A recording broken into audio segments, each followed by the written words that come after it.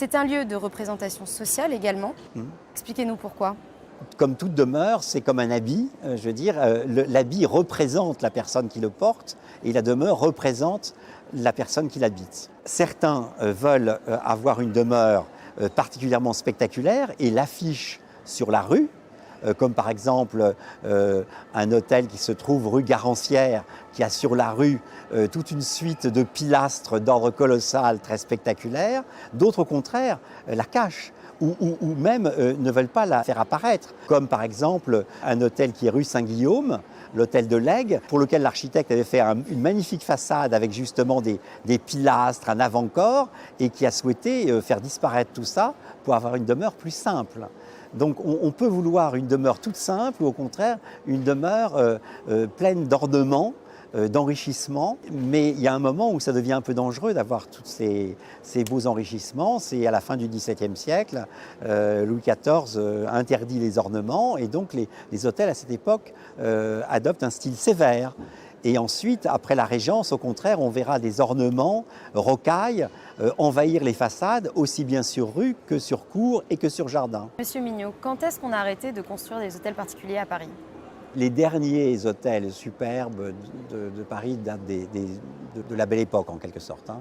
Le Palais Rose de Bonny de Castellane, c'est au moment où les grandes fortunes et la manière de vivre du XIXe siècle continuent d'exister. Après la guerre 14, c'est autre chose. Ceux qui ont besoin d'avoir des résidences de ce genre se tournent vers d'anciennes demeures. Donc les hôtels particuliers ont survécu par exemple à la Révolution ? Effectivement, après la Révolution, on continue de bâtir de nouveaux hôtels particuliers.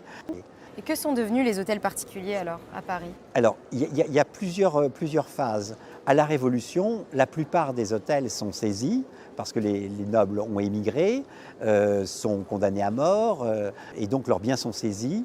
Et ils sont soit utilisés pour des usages publics, soit ils sont vendus.